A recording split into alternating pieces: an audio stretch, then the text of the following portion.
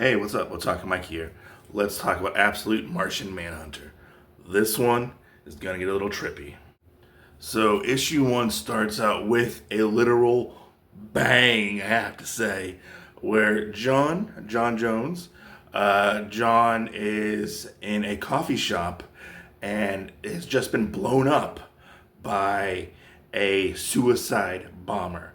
Luckily, John survives and he is basically taken to the hospital, and nobody really knows how exactly he survived because most of his the people he was working with and the people who were in the coffee shop all basically died.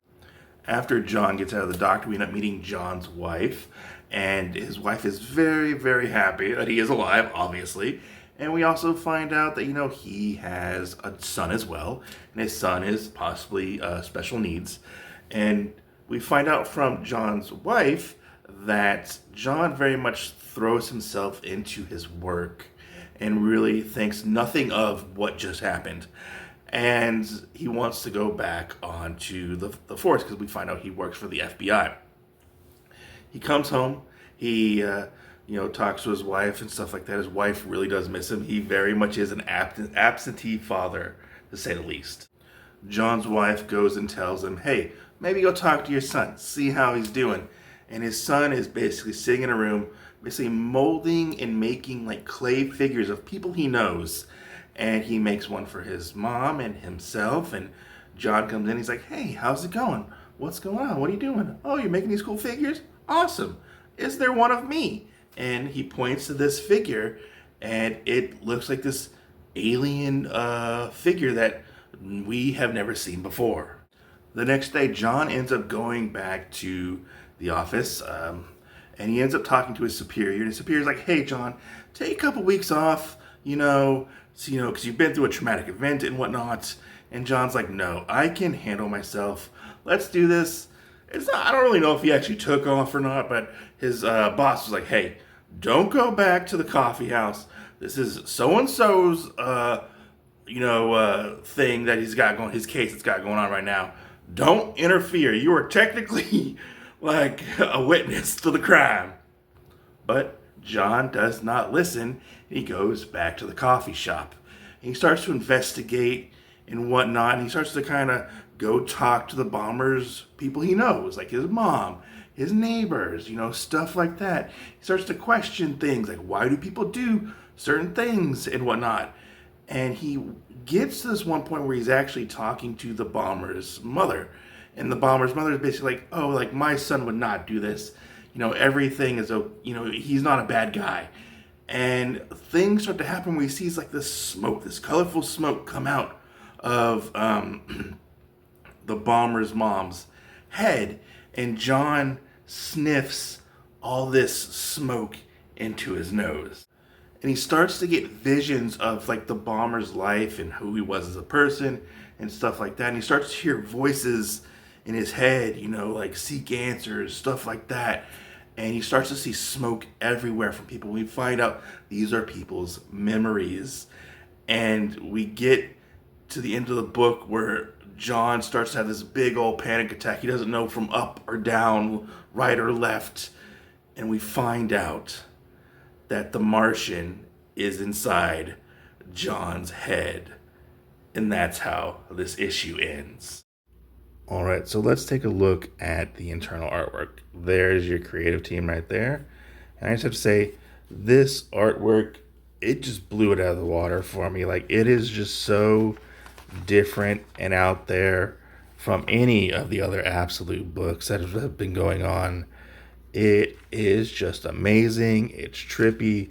Very much reminds me of kind of like Vertigo-esque storytelling and artwork, like the way they have the panel layouts, the way things are perceived. Everything is just done very, very well, in my opinion. Like, I was kind of curious, like, how they were going to pull this off, because I kept seeing, like, different preview pages and stuff like that, and it just blows it out of the water. Like, all the colors, all the trippiness, like, it definitely takes risks and whatnot. And then we get towards the end. Oh my God, it's pretty crazy. All like the different shapes and stuff that they use to represent what John is seeing. And we get to the end where we get this really fun thing, which we can't really show here, but you hold it up to the light, you get a secret image. And that's the artwork. I just have to say, this book was such a departure from anything we've already got in the Absolute universe, and from, a departure from the Martian Manhunter, in a sense. This was such a trippy book. I had to go back and reread the first issue because I didn't pick up on some things, and I was like, my theories were like completely wrong. I thought that John Jones was the Martian, and he maybe got amnesia from the explosion. He didn't know he was a Martian. I was completely wrong. I didn't even pick up on the fact that the Martian ended up entering into his brain and had now as part of like some like sort of semi like pseudo like symbiotic possible relationship.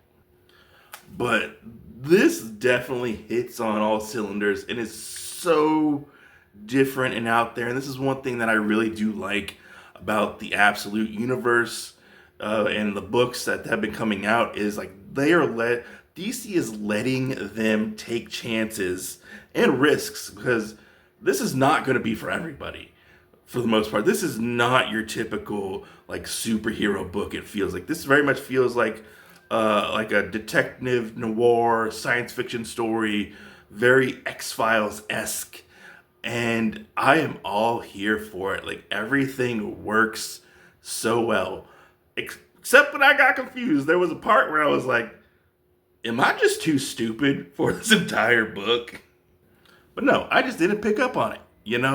But one thing this book is actually really cool about this book, it has a hidden like feature in the book where at the end it tells you to like hold the book up to the light, this page up to the light, and it does this really cool thing where it like shows a hidden image within the book itself, and a very interactive experience, I feel like. And it's one of the fun things about this, like it takes a chance with the artwork. Like, the artwork goes bonkers, but it is freaking beautiful. Like, I love the fact that we are possibly getting a buddy cop, like sci-fi, detective story within like one body, basically, and how this is going to affect John and his family, like, moving forward, because they're already kind of broken in a sense. Like, his family is, I feel like his wife is very much like on her last leg. Like, come on, spend some time with us, help rebuild this family, and like, don't worry about your job so much. Like, John is definitely, I feel like he's a very, very flawed character, and I am so here for it. I gotta say, this was so much fun to read. Even in the second time, it was so much fun to read. I can't really say any bad things about this book. It was that damn good. But you heard my thoughts. Let me know your thoughts down below. Comments. Let me know your thoughts on Martian Manhunter.